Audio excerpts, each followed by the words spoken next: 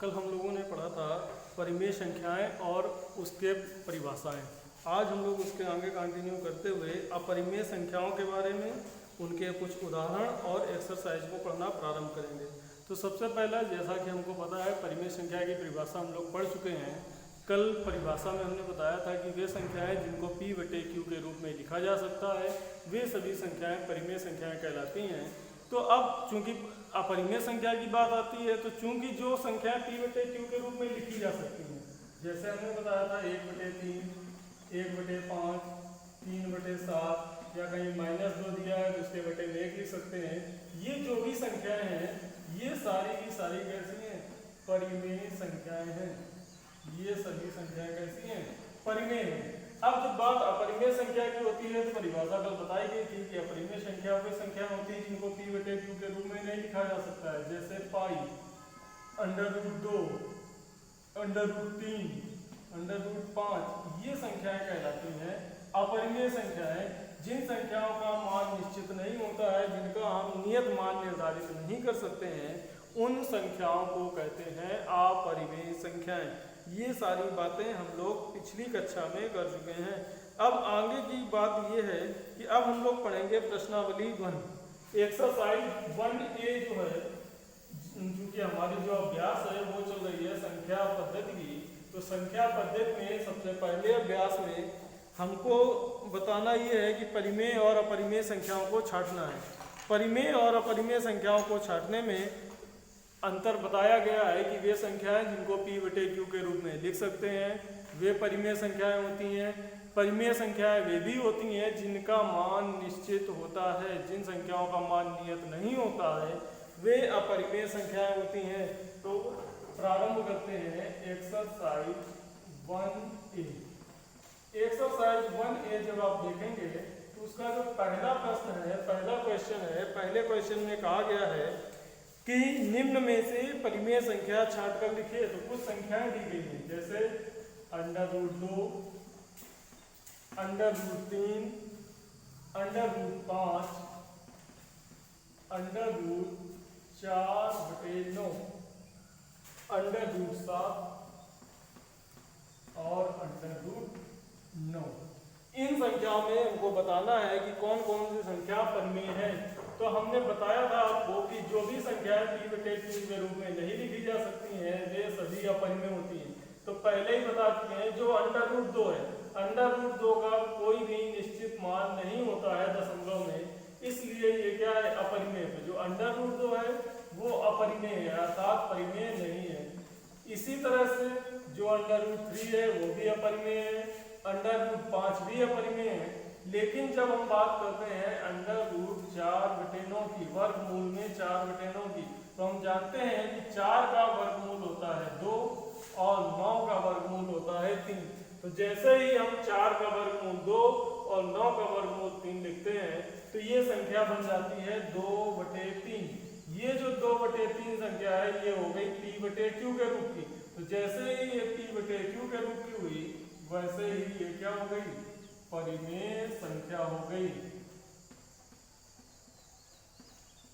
तो √4/9 यानी कि वर्गमूल के अंदर अगर 4/9 लिखा है तो 4 का वर्गमूल 2, 9 का वर्गमूल 3, तो 2/3 हुई।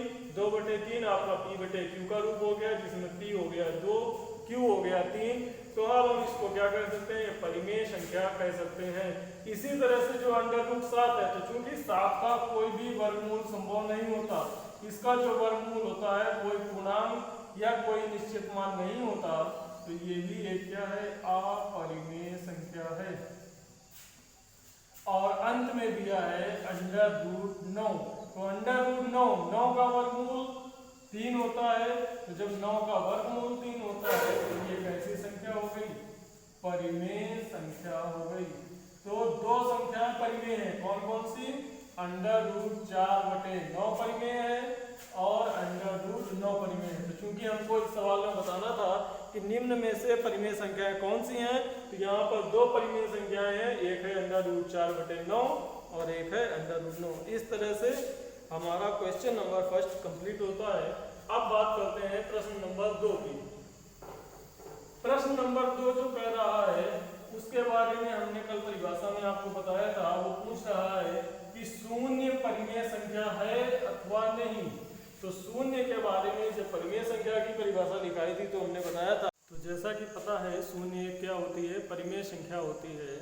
तो शून्य के बारे में कल परिभाषा में बताया गया है आपको कि शून्य एक परिमेय संख्या है, क्योंकि उसको हम क्या लिख सकते हैं, P/Q के रूप में लिखा जा सकता है। तो जैसा प्रश्न में कहा गया है क्या शून्य एक परिमेय संख्या है, तो इसका उत्तर हो जाएगा हाँ। हाँ, शून्य एक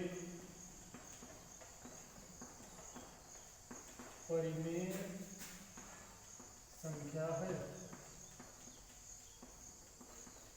फिर आगे पूछ रहा है क्या इसे आप P/Q के रूप में लिख सकते हैं, तो हाँ, शून्य को P/Q के रूप में लिख सकते हैं। तो शून्य को P/Q के रूप में लिख सकते हैं। इसको भी उदाहरण के रूप में कल हमने आपको एक्सप्लेन किया था, वही उदाहरण फिर से लिख सकते हैं कि हम लिख सकते हैं 0/1, 0/2, 0/7, 0/9। इस तरह से कई एक उदाहरण लिखे जा सकते हैं जहां सभी के अंश में शून्य है और हर में 1, 2, 7, 9 कोई भी संख्या आप लिख सकते हैं। क्योंकि हम जानते हैं किसी भी संख्या में शून्य से भाग देने पर जो भागफल है या जो भाग्य है वो हमेशा उत्तर आपका शून्य ही होता है। तो ये आपके शून्य के हो गए P/Q के रूप।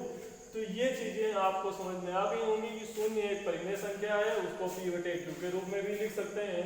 शून्य के जो P/Q के रूप हैं वो 0/1, 0/2, 0/7, 0/9 इस तरह से होते हैं। अब आगे बात करते हैं प्रश्न संख्या 3 की। प्रश्न संख्या 3 में कहा गया है निम्नलिखित में से प्रत्येक परिमेय संख्या को संख्या रेखा पर प्रदर्शित कीजिए। तो जब बात आती है संख्या रेखा की तो तुरंत आपको याद आ जाना चाहिए कि कक्षा 7 में हम लोग संख्या रेखा से रूबरू हो चुके हैं, संख्या रेखा के बारे में पढ़ चुके हैं। संख्या रेखा कोई नई चीज नहीं है। संख्या रेखा क्या होती है, एक सीधी सरल रेखा, एक सीधी सरल रेखा जिसके मध्य में शून्य और दाईं ओर क्रमशः धनात्मक संख्याएं जैसे कि 1, 2, 3, 4, 5 इस तरह से, और बाईं ओर यानी कि लेफ्ट साइड में -1, -2, -3, -4 इस तरह की संख्याएं होती हैं। तो ये जो निरूपण है किसी रेखा में संख्याओं का, यही कहलाता है संख्या रेखा। अब संख्या रेखा की बात तो ये आ गई, आपका रिवीजन हो गया, कक्षा 7 में आपने पढ़ा होगा। अब यहाँ प्रश्न में क्या कहा गया है, कुछ संख्याएं दी गई हैं, इन संख्याओं को संख्या रेखा पर निरूपित करना है। सबसे पहली संख्या दी गई है 7, दूसरी दी गई है -4, तीसरी संख्या जो आपके पास दी हुई है, तीसरी संख्या है 5/7, चौथी संख्या है 8/3, पांचवी संख्या है 1.3, छठवीं संख्या है -2.4 और सातवीं और लास्ट संख्या दी गई है आपको 23/6। तो इन संख्याओं को संख्या रेखा पर निरूपित करना है। संख्या रेखा पर निरूपित करने का वही पुराना तरीका है जो आपने पहले पढ़ रखा हो कि सबसे पहले एक सीधी सरल रेखा खींचेंगे और दी गई संख्या के अनुसार आप उसमें अंकों को निरूपित करते चले जाएंगे। तो सबसे पहले हम जब 7 को निरूपित करेंगे तो एक सरल रेखा खींचते हुए उसमें एक और लिख देंगे 0, उसके आगे 1-1 सेंटीमीटर पर ध्यान रखेंगे, पटरी की सहायता से 1-1 सेंटीमीटर पर आप निशान लगाएंगे और उन निशानों को क्रमशः 1, 2, 3, 4, 5, 6, 7, 8 इस तरह से निरूपित करेंगे। चूंकि प्रश्न में कहा गया है 7, तो 7 को इंडिकेट कर देंगे, 7 को डार्क कर देंगे। यही हमारा हो जाएगा संख्या रेखा का निरूपण। तो संख्या रेखा को निरूपित करते समय क्या करेंगे, सबसे पहले एक सीधी रेखा खींचनी है पटरी की सहायता से और उसमें जो सेंटीमीटर वाला पैमाना होता है उससे एक एक सेंटीमीटर के निशान लगाते हुए चले जाना है और उनको क्रमशः 1 2 3 4 5 6 7 8 अंक प्रदान करने के पश्चात जब हमको 7 को निरूपित करना है तो 7 को हाईलाइट कर देंगे, 7 के ऊपर इंडिकेटर बना देंगे, एक तीर का निशान बना देंगे। ये हो जाएगा आपका 7 का संख्या रेखा पर निरूपण। इसके बाद बात करते हैं अगर दूसरे की, तो दूसरे में जैसा कि कहा गया है -4, तो इस बार आप जो संख्या रेखा बनाएंगे उसमें शून्य को मध्य में ले लेंगे और उसके बाईं ओर एक एक सेंटीमीटर के निशान लगाकर -1 -2 -3 -4 -5 इस तरह से निरूपित करेंगे। और इस बार जो इंडिकेटर होगा, जो आपका निरूपक होगा, वो होगा -4 के ऊपर, क्योंकि इस बार उसने किसको पूछा है, -4 को। तो इस तरह से हम -4 को निर्धारित कर सकते हैं। एक संख्या और हम आपको बताते हैं जो परिमेय संख्या के रूप में लिखी जा सकती है। अन्य संख्याओं को हम लोग होमवर्क में नोट करेंगे आप। तो दूसरा तो हो गया आपका -4 का। तीसरी संख्या कही गई है 5/7। अब इस तरह की संख्याओं को कैसे निरूपित करेंगे, तो 5/7 को निरूपित करने के लिए काम वही करना है, सबसे पहले एक अपनी रेखा खींच लेनी है। रेखा खींचने के बाद जो धनात्मक संख्या होगी तो एक सिरे पर 0 ले लेना है, एक एक सेंटीमीटर में निशान लगा लेने हैं। एक एक सेंटीमीटर में निशान लगाने के पश्चात जब हम देख रहे हैं 5/7, तो जो संख्या हर में लिखी है उसी के अकॉर्डिंग आप संख्या रेखा को निरूपित करेंगे। पहले अंक में लिखेंगे 1/7, दूसरे में 2/7, फिर आगे आ जाएगा 3/7, 4/7, 5/7, 6/7, 7/7, यानी कि इसको हम 1 भी लिख सकते हैं 7/7 को। इसी तरह से आगे जाएंगे तो 8/7। अब हमको निरूपित करना है 5/7 को, तो ये अंक आपका दिया गया है 5/7। इसी को आप हाईलाइट कर देंगे, इसी में तीर का निशान बना के ऊपर लिख देंगे 5/7। इसी तरह से 8/3 को 1.3 का करेंगे तो 0.1, 0.2, 0.3 से प्रारंभ करते हुए आगे तक जाएंगे तो आपको 1.3 मिल जाएगा। वही काम ऋणात्मक में -2.3 के लिए करना है और यही प्रक्रिया 23/6 के लिए भी अपनानी है।